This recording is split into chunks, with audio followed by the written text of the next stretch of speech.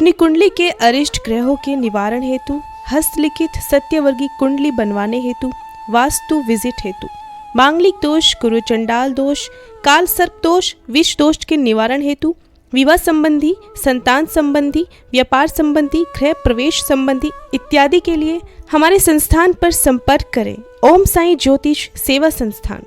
नमस्कार दर्शकों, मैं उज्ज्वल एक बार फिर से आपका हार्दिक स्वागत करती हूं हमारे खास कार्यक्रम कुंडली रहस्य में। कार्यक्रम की शुरुआत करने से पहले मैं आपको बताना चाहूंगी कि आप अगर अपने जीवन में किसी समस्या से परेशान हैं और उसका निवारण प्राप्त करना चाहते हैं, स्क्रीन पर लगातार नंबर फ्लैश हो रहे हैं, आप उन पर फोन कर सकते हैं और अपनी समस्या का समाधान पंडित जी से प्राप्त कर सकते हैं। आइए बात करते हैं पंडित जी से। बहुत बहुत स्वागत है पंडित जी आपका। नमस्कार उज्ज्वल जी, सभी दर्शकों का स्वागत है। पंडित जी, लास्ट एपिसोड में हमने बात की थी पितृदोष के बारे में, तो समय का अभाव था, हम उसके बारे में ज़्यादा बात नहीं कर पाए थे। तो आज मैं विस्तार से जानना चाहती हूँ कि पितृदोष क्या होता है।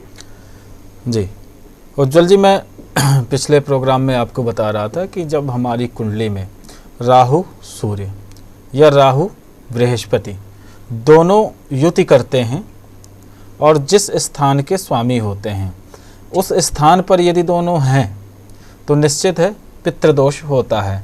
या कुंडली में किसी भी स्थान पर, संतान भाव पर या सप्तम स्थान पर या लग्न पर या दशम पर या नवम पर सूर्य और राहु की युति होने का मतलब है कुंडली में पितृदोष।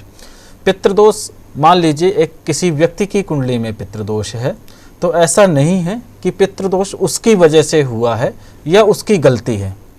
इसके कारण भिन्न भिन्न हैं। जब हमारे घर में किसी देव स्थान का धन या हम या हमारे पूर्वज किसी पीपल के वृक्ष को काट दें, या हमारे घर में कोई देव स्थान है और हम वहाँ पर अपना घर बना लें और उस देव स्थान को दबा दें, या कोई भी एक पूजा पाठ की जगह है जहाँ पर किसी देवी या देवता का वास है या कोई शक्ति है और हम अपने घर के उसमें उसको दबा दें और उसका स्थान छीन लें, यानी कि हमने अपना घर बनाया अपने रहने के लिए, लेकिन हमने एक अदृश्य शक्ति जो वहाँ पर विराजमान थी उनका घर छीन लिया, उनकी हमने जगह छीन ली। वो चीज़ें हमारे जीवन में हमें परेशानी देने वाली होती हैं, क्योंकि अगर किसी व्यक्ति के पिता के द्वारा इस तरह की गलती हुई है या पूर्वजों के द्वारा भी इस तरह की गलती हुई है तो ऐसा नहीं है कि उस गलती से होने वाली जो समस्या है वो पूर्वजों को ही भोगनी पड़ेगी, वो उनके बच्चों को भी भोगनी पड़ सकती है या आने वाली पीढ़ी को भी इस चीज़ से परेशानी हो सकती है। जो पितृदोष होता है वो संतान की कुंडली में इंगित करता है या बताता है कि हमारे जीवन में या हमारे पूर्वजों के माध्यम से इस तरह की कमी या गलती हुई है, उसे हम कुंडली के माध्यम से पितृदोष कहते हैं। एक और कॉलर हमारे साथ जुड़ चुके हैं पंडित जी, आइए बात करते हैं उनसे। जी हेलो जी, स्वागत है आपका। आपका नाम? अनीता। अनीता जी, आपकी डेट ऑफ बर्थ क्या है? मेरी डेट ऑफ बर्थ, मैं बच्चे के बारे में पूछना चाहती हूँ। जी, बच्चे की डेट ऑफ बर्थ जी अनीता जी बोलिए, बच्चे की डेट ऑफ बर्थ बोल दीजिए एक बार। हाँ पंडित जी, वो उसकी है सन 2009 जी, 25 अक्टूबर जी, 25 अक्टूबर 2009 पंडित जी, वो सॉरी 25 वो सन 2009 जी, 28 अगस्त जी जी जी 28 अगस्त सन 2009 जी, और 5:25 का उसका जन्म है। जी जी जी जी, उसके बारे में पूछ रहे हैं। अनीता जी, पहले अपना प्रश्न करिए, आप क्या जानना चाहते हैं? बच्चे की कुंडली बनाई हुई है मैंने, मकर लग्न की कुंडली बनती है बच्चे की और वृश्चिक राशि है और मूलों में जन्म हुआ है, मूल संज्ञक नक्षत्र में आपके बच्चे का जन्म हुआ है। हाँ पंडित, क्या प्रश्न है आपका? मेरा प्रश्न इसके बारे में ये है, पढ़ने में कर लेगा नहीं करेगा?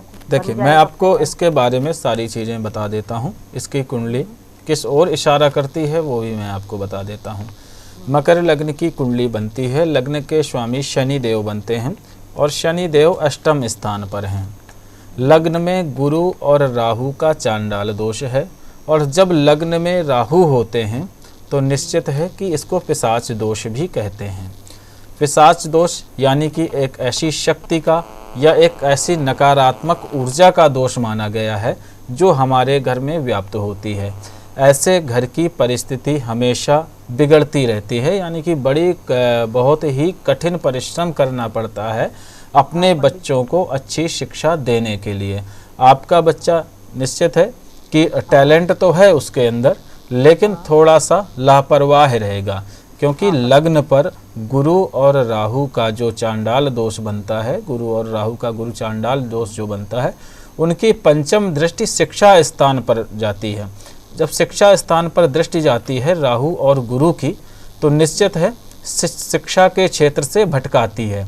यानी कि बच्चा जैसे ही बड़ा होगा तो तरह तरह के दोस्तों की संगत में आपका बच्चा बिगड़ भी सकता है। इसको थोड़ा सा इसकी संगत, इसकी दोस्ती को ध्यान में रखने की आवश्यकता होती है। अभी बच्चा आपका बहुत छोटा है। यदि हम कुंडली में जिस तरह से आपके बच्चे की कुंडली बनती है, एकादश स्थान पर चंद्रमा पीड़ित हैं, यानी कि वृश्चिक राशि पर चंद्रमा है, बच्चे को स्वास्थ्य का भी आपको बहुत ज़्यादा ख्याल रखना होगा, या बच्चे को ऐसी कोई समस्या ना हो, सर्दी जुकाम बुखार ये चीज़ें हो सकता है बच्चे को लगी रहती हों।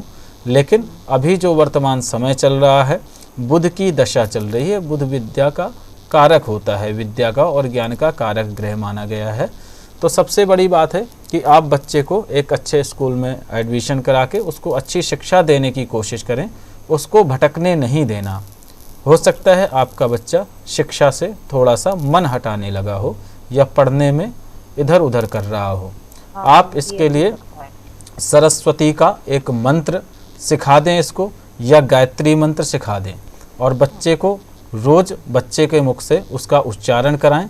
बच्चे का शिक्षा में मन लगने लगेगा। भले ही गायत्री मंत्र बोले सुबह बच्चा उठ करके, लेकिन 1 बार या 5 बार गायत्री मंत्र का उच्चारण बच्चे से करवाइए। और बच्चे के नाम से हमेशा बुधवार को या शनिवार को काली चीज़ों का आप दान करते रहिए। आपके बच्चे का शिक्षा में मन लगने लगेगा, आपके बच्चे की जो परेशानी है वो दूर हो जाएगी। दूसरा, आपको एक बार इस कुंडली की विवेचना और कराने की आवश्यकता है, क्योंकि बच्चे की जो कुंडली दर्शाती है, क्योंकि लग्न में राहु का होना, जैसे मैंने आपको बताया कि कुंडली में पिशाच दोष बनता है, और राहु और गुरु की जब युति होती है तो इसे गुरु चांडाल दोष भी कहते हैं। तो ये एक जो दोष है हमारे पूरे परिवार की जो पारिवारिक समस्या होती है उसको दर्शाता है। यानी कि ऐसा बच्चा, इसकी फैमिली में कोई ना कोई समस्या बहुत बड़ी चल रही है, और इसके परिवार के, इसके माता पिता या इसके जो भाई बहन हैं वो सुखी नहीं हैं। कोई भी कारण उसका बन सकता है।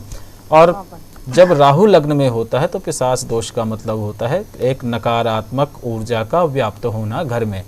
तो आपके घर में नकारात्मक ऊर्जा व्याप्त है, उसको दूर करने के लिए घर पे हवन कराएं, शुद्धिकरण कराएं, ठीक है। और आपको ध्यान देने की ज़रूरत है, बच्चे को हमेशा गायत्री मंत्र बुलवाते रहें, नहीं आपका बच्चा पढ़ाई से भटक सकता है। पंडित जी, मैं आपसे थोड़ी अकेले में बात करूंगी जी, तो आपको टाइम मिले तो बात करोगे? जी देखिए, अभी तो समय का अभाव होता है अनीता जी, मैं अकेले में बात कर सकता हूँ आपसे प्रोग्राम के बाद में। आप मुझे मेरे नंबर पे कॉल करिएगा, ठीक है। आपके पास मेरा नंबर है, आप उसमें कॉल करें, आप मार्गदर्शन ले सकते हैं। आप अपनी कुंडली के विषय में, अपने बच्चे के बारे में, अपने फ्यूचर के बारे में, अपने पति के बारे में, अपने परिवार के बारे में या घर के बारे में ज़्यादा से ज़्यादा जानकारी प्राप्त कर सकते हैं।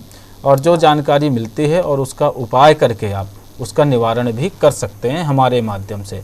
तो आप मुझे बाद में कॉल करिए, अभी समय का थोड़ा सा अभाव है, हम आपसे बाद में बात करते हैं।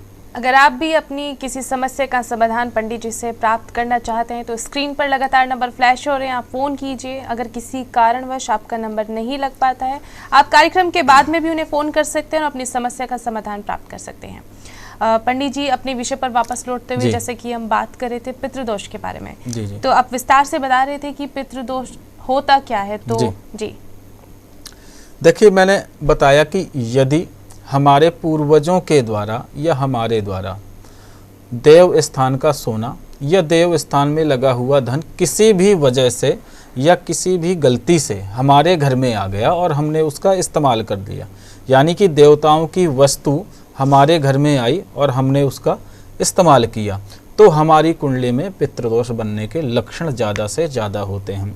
इसका एक और कारण होता है कि कभी कभी आपने देखा है कि घर में पुराने समय में जो पुराने घर होते हैं उसमें कोई छोटी जगह होती है जहाँ पर एक मंदिर या छोटा सा चबूतरा जैसा कुछ बना होता है या कुछ देव स्थान की एक जगह होती है। अब होता क्या है कि हमने घर तुड़वाया और दोबारा घर बनवाया, हमने अपनी मन मर्जी से उस घर का निर्माण दोबारा कराया। जब हम दोबारा निर्माण कराते हैं तो हम इन सारी चीज़ों को भूल जाते हैं, क्योंकि हमारे माता पिता वृद्ध हो चुके हैं या जा चुके हैं, तो हम इन सारी चीज़ों को ध्यान में नहीं रखते। और जो शक्ति हमारे घर में हमारी माता पिता की, हमारी और हमारे बच्चों की रक्षा कर रही थी, उसी का घर हमने छीन लिया और हम उस जगह को हटा देते हैं, या वहाँ पे गलती से या संयोग मान लीजिए कि बाथरूम या टॉयलेट की जगह हम वहाँ पे बना देते हैं। तो ऐसी स्थिति में भी हमारे घर का वातावरण दूषित होता है और पितृदोष के लक्षण घर में होते हैं। तीसरा, यदि हमारे पूर्वजों के माध्यम से या हमारे माध्यम से किसी गुरु का धन या ब्राह्मणों का धन या ब्राह्मणों के द्वारा कमाया हुआ पैसा आपके कार्य में लग जाए, या ब्राह्मण का अपमान करें या किसी साधु संत का अपमान करें या उससे कुछ छीनें, तो भी आपकी कुंडली में पितृदोष बन जाता है। चौथा कारण, यदि आपके घर में अचानक मृत्यु हो रही है।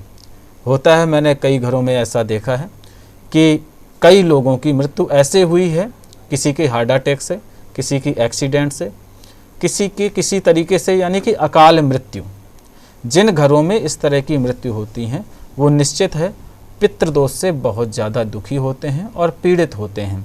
तो जब अचानक मृत्यु होती रहती है, कहते हैं ना, आत्मा शरीर को छोड़ के चली जाती है, लेकिन जब तक आत्मा को नया जीवन या नया शरीर नहीं मिलता तब तक आत्मा हमारी भटकती रहती है नए शरीर के लिए, क्योंकि आत्मा तो अमर है, गया है हमारा शरीर।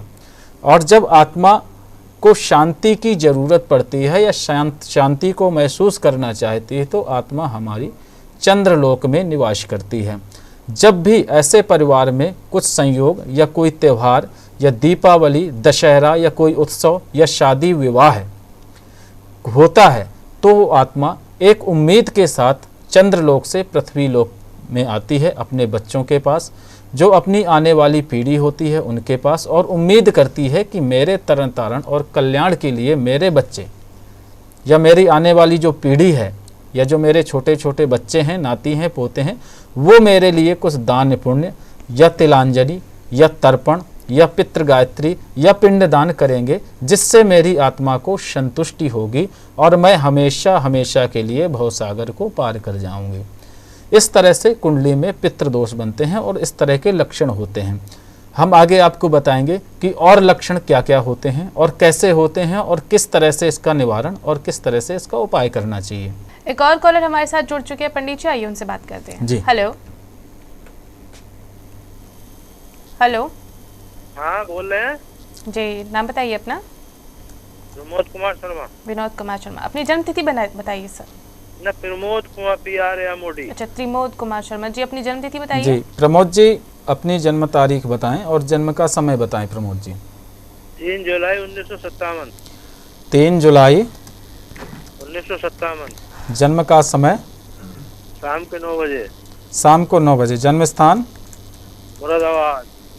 जी प्रमोद जी, क्या जानकारी चाहते हैं? मकर लग्न की आपकी कुंडली बनती है, लग्न के स्वामी शनि देव बनते हैं, शुक्र और मंगल की युति आपके सप्तम स्थान यानी कि व्यापार स्थान पर हो रही है और शनि की महादशा चल रही है। शनि में शुक्र का अंतर और राहु का प्रत्यंतर चल रहा है। अच्छा जी, क्या जानना है, क्या प्रश्न है आपका प्रमोद जी? प्रश्न हमारा ये है कि हमारा स्वास्थ्य बड़ा खराब है, नौकरी में दिक्कत आ गई, तनख्वाह भी रुकी पड़ी 2.5 साल से। जी तो देखिए, मिल जाएगी नहीं मिलेगी वो? बिल्कुल, देखिए बहुत जल्द से जल्द आपकी नौकरी के संयोग बनते हैं। आपको करना क्या है कि जो आपकी कुंडली में लग्न और धन के मालिक ग्रह हैं वो हैं शनि देव। लग्न यानी कि आपका शरीर और धन यानी कि आपकी जॉब या आपका कमाया हुआ पैसा। अच्छा। लग्न और कोष के मालिक शनि देव बनते हैं और शनि आपकी कुंडली में एकादश स्थान पर बैठे हुए हैं, वो भी वक्री होकर के। और शनि की जो दृष्टि है आपके लग्न यानी कि आपके शरीर पर जाती है और धन स्थान पर जाती है। ऐसे में होता क्या है कि बहुत मेहनत से कमाया हुआ धन भी शनि देव की दृष्टि से बर्बाद हो जाता है। यानी कि हमने काफ़ी दिनों तक बहुत ज़्यादा मेहनत की, बहुत परिश्रम किया और एकत्रित किया धन, और अचानक हमें कोई परेशानी आ गई या बीमारी ऐसी लग गई जो हॉस्पिटल में हमने सारा पैसा लगा दिया या खर्च कर दिया अपने शरीर के ऊपर।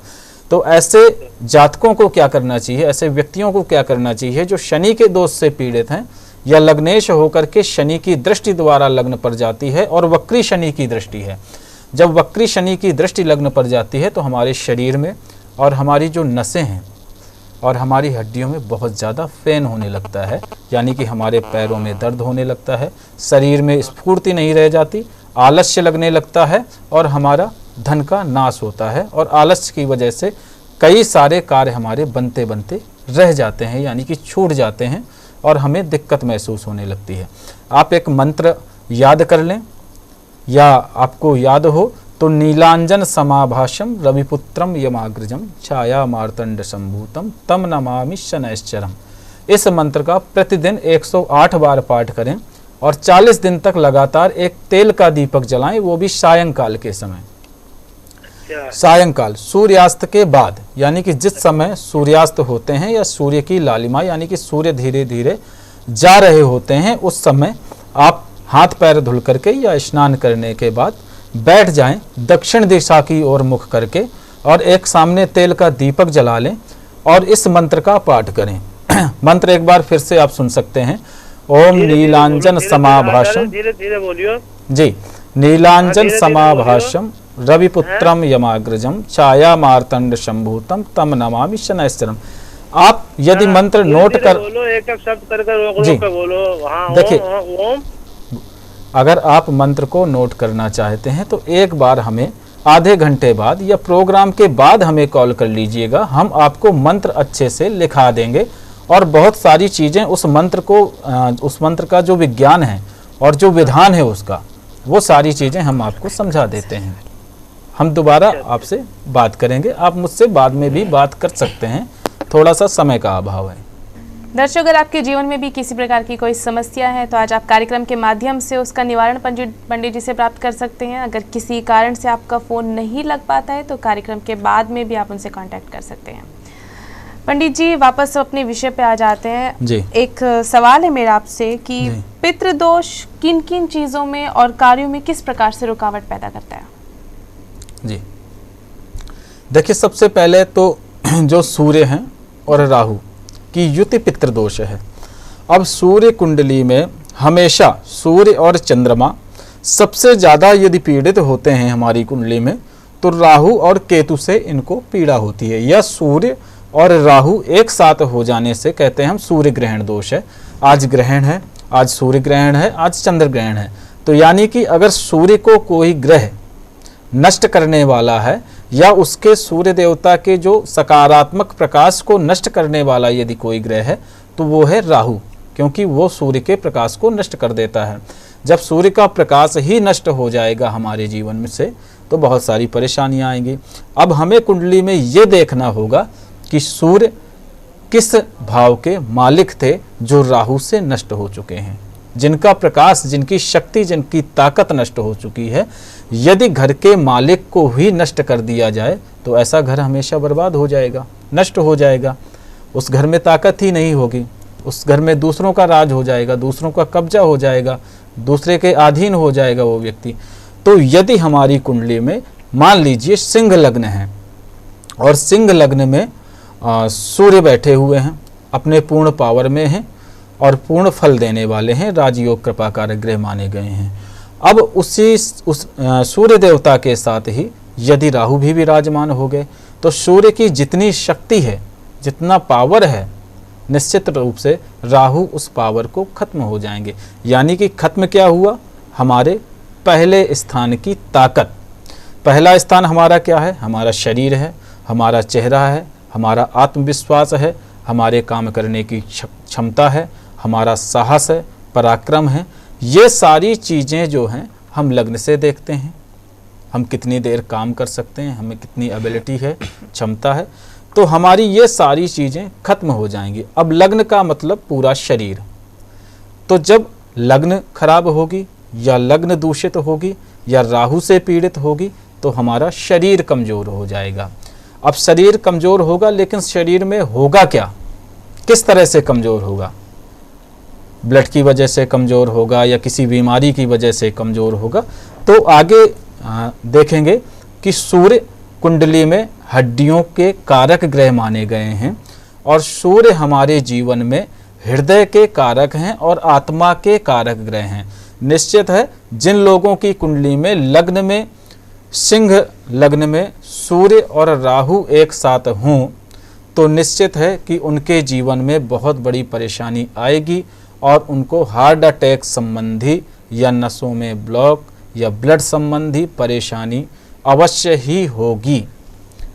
किसी भी कुंडली में यदि किसी घर के किसी की भी सदस्य की कुंडली में इस तरह की दिक्कत है तो निश्चित है ये परेशानी आएगी। हमें इन चीज़ों का उपाय और इन चीज़ों के लक्षण जान करके पहले से इसका समाधान कर लेना चाहिए। एक कॉलर हमारे साथ जुड़ चुके हैं पंडित जी, आइए उनसे बात करते हैं। हेलो हेलो हेलो जी, स्वागत है आपका। आपका नाम? हाँ, आपका नाम?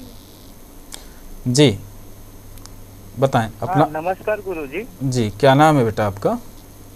हाँ, मेरा नाम वेणुगोपाल सुनचू है गुरुजी। वेणुगोपाल बात कर रहा हूँ। जी जी वेणुगोपाल जी, एक बार मुझे अपनी जन्म तारीख और जन्म का समय बताएं महाराज। हाँ गुरुजी, हे मेरा भाई का है जन्म दिनांक 12 जून 1990। 12 जून 1990 90 का। हाँ 90 का। जन्म का समय 7:30 PM। जी।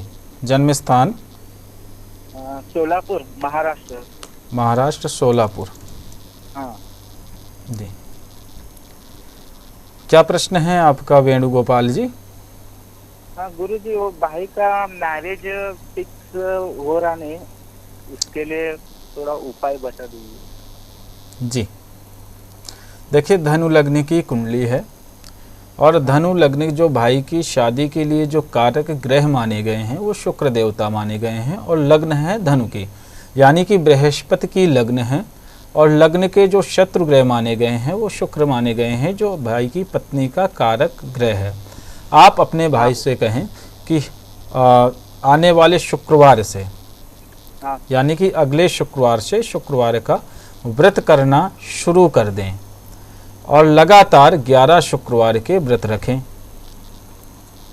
हाँ गुरु। लगातार 11 शुक्रवार के जब आपके भाई व्रत रखने लगेंगे उनकी शादी बहुत जल्द से जल्द हो जाएगी, उनकी परेशानियां दूर हो जाएंगी और बहुत जल्द से जल्द रिश्ता हो जाएगा और बहुत नज़दीक, घर के नज़दीक रिश्ता होने वाला है और ऐसी जगह रिश्ता होने वाला है भाई का जो पहले से परिचित हो, यानी कि ऐसी जगह रिश्ता नहीं होगा कि अचानक कोई लड़की देखी या बहुत दूर की लड़की है या हम उसको पहले से नहीं जानते थे। कुंडली कहती है कि रिश्ता भी ऐसी जगह होगा, या तो कोई रिलेटिव में होगी या तो दूर के रिश्तेदारों में होगी या तो आपके आस पड़ोस के गांव की या आस पड़ोस के शहर की कोई लड़की होगी जिसके साथ आपके भाई का रिश्ता या संबंध बहुत जल्द से जल्द होने वाला है। आपके भाई शुक्रवार का व्रत करना शुरू कर दें और एक गिलास में दूध लेकर के उसमें थोड़ा सा चीनी डाल करके किसी ब्राह्मण स्त्री को या ब्राह्मण के घर में या किसी कन्या को उस दूध को पिलाएं। निश्चित है जो शुक्र से होने वाली पीड़ा है वो दूर हो जाएगी। आप दूध का दान करें, उसमें चीनी मिलाकर, यानी कि दूध को मीठा बना करके दान करना है। आप अपने शहद, जी दूध में चीनी डाल करके किसी कन्या को या ब्राह्मण को दें, दान करें दूध का। हाँ गुरुजी, कितने बार? जी 11 बार। हाँ ठीक है गुरुजी। हाँ, आपकी परेशानी बहुत जल्द दूर हो जाएगी वेणुगोपाल जी। हाँ गुरुजी। अगर आप भी परेशान हैं और अपनी समस्या का समाधान प्राप्त करना चाहते हैं, आपके घर में या फिर आपके परिवार में किसी प्रकार की कोई समस्या है, तो आप कार्यक्रम के माध्यम से पंडित जी से सवाल कर सकते हैं और अपनी समस्या का समाधान प्राप्त कर सकते हैं। पंडित जी, हम बात कर रहे थे पितृदोष के बारे जी। में, तो मैंने आपसे सवाल किया था कि किन किन चीज़ों या फिर किन किन कार्यों पे पितृदोष का प्रभाव पड़ता है। देखिए उज्जवल जी, कुंडली में 12 भाव होते हैं और 12 भाव में हमारा पूरा जीवन और हमारा जो पूरा संसार हमारे 12 भावों में गिना गया है। जैसे हम अपनी लग्न से यानी कि अपने शरीर से चौथा स्थान अपनी माँ का मानते हैं, तो माँ से तीसरा स्थान माँ के भाई का मान लेते हैं। अब माँ के भाई से तीसरा स्थान उसके भाई का मान लेंगे, तो यानी कि हम अपने परिवार के हर एक सदस्य के बारे में अपनी कुंडली के माध्यम से देख सकते हैं। रही बात पितृदोष की, मैंने बताया कि जब लग्न में पितृदोष होता है, लग्न कुंडली में पितृदोष होता है, तो उसके परिणाम क्या होते हैं? हमारी शारीरिक क्षमता बहुत ज़्यादा कम हो जाती है। यदि मेष लग्न की कुंडली है और मेष लग्न की कुंडली में पंचम स्थान पर यानी कि राहु पंचमस्त हैं और सूर्य के साथ हैं, राहु पंचमस्त हैं और सूर्य के साथ हैं, तो पंचम स्थान पर पितृदोष बन जाएगा। जब पंचम स्थान पर पितृदोष बनेगा तो ऐसे जातक या जन्म लेने वाला बच्चा हमेशा जन्म से ही दुखी रहेगा और उसको अपने जीवन में बहुत ज़्यादा संघर्ष करना पड़ेगा, या आने वाले जीवन में उसको बहुत ज़्यादा संघर्ष करना पड़ेगा। या तो संतान गर्भ में ही खराब हो जाएगी या मिसकैरेज हो जाएगा, या किसी वजह से कुछ ना कुछ संतान को परेशानी होगी। या होता है कि शादी हो जाने के बाद हम संतान के लिए थोड़ा सा जल्दबाजी करते हैं, लेकिन संतान को देखें तो 6 साल या 7 साल या 8 साल में उत्पन्न होती है, लोग परेशान हो जाते हैं। उसको कुंडली के अनुसार एक बार उसका उपाय कराने की और उसको कुंडली के अनुसार उसको देखने की ज़रूरत है कि हमारी कुंडली में संतान के योग कब हैं और सुखद और सुंदर योग कैसे बनते हैं। दूसरे साल में बनते हैं या तीसरे साल में या 5वें साल में। कभी कभी होता है जब कुंडली में मंगल की दृष्टि संतान स्थान पर होती है तो संतान 5वें साल होती है और पुत्र ही होता है और बहुत अच्छा होता है, लेकिन हम उससे पहले ही 5 साल के पहले ही परेशान हो जाते हैं। यदि आप किसी अच्छे ज्योतिषी को या किसी अच्छे आचार्य को जानते हैं तो आप इस बारे में बात कर सकते हैं। पंचम स्थान पर जो पितृदोष है सिर्फ संतान के लिए हानिकारक नहीं है, विद्या के लिए, बुद्धि के लिए और छोटी छोटी यात्राओं के लिए भी हानिकारक है। हम अब अपने अगले प्रोग्राम में आपको बताएंगे कि सप्तम स्थान और भाग्य स्थान पर जब पितृदोष होता है तो हमें क्या क्या परेशानी होती हैं और इनके निवारण किस तरह से करना चाहिए, क्योंकि हमारी कुंडली में 12 भाव हैं और हर एक भाव पे पितृदोष बन सकता है। जब हर एक भाव पे पितृदोष बनेगा तो निश्चित है कि उस पितृदोष से कुछ ना कुछ परेशानी बनेगी और हमें बिना कुंडली दिखाए भी हम पितृदोष के लक्षणों के द्वारा महसूस कर सकते हैं या जान सकते हैं कि पितृदोष होता क्या है। हम अपने अगले प्रोग्राम में इस बारे में आपसे बात करते हैं। बहुत बहुत धन्यवाद आपका। दर्शक, अगर किसी कारण आज अगर आपका फ़ोन नहीं लग पाया है तो कार्यक्रम के बाद भी आप पंडित जी से संपर्क कर सकते हैं और अपनी समस्या का समाधान उनसे प्राप्त कर सकते हैं। फिलहाल आज के कार्यक्रम में बस इतना ही। हमें इजाज़त दीजिए। देखते रहिए सनातन टीवी। जी नमस्कार। ओम साई ज्योतिष सेवा संस्थान में अपनी हर समस्या के समाधान के लिए संपर्क करें 9313121121 पर।